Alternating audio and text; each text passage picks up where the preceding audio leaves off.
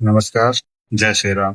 मैं शुभम सिंह, अयोध्या उत्तर प्रदेश से। मैं पिछले 6 महीने से फ्रेंचाइजी जोनपुर की चला रहा हूँ।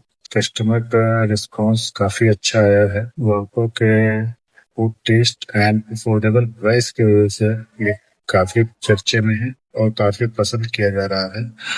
और इससे कस्टमर के रिव्यू भी अच्छे आए हैं। और पिछले 6 महीने से मुझे आउटलेट चलाने में काफी अप एंड डाउन का भी सामना करना पड़ा है।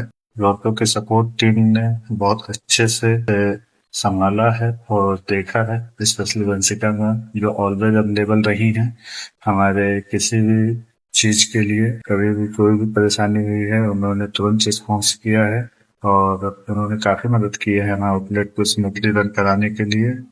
सो thanks to Lotto support team and Lotto जो हमें ये मौका दिया है। थैंक्स। जय श्री राम।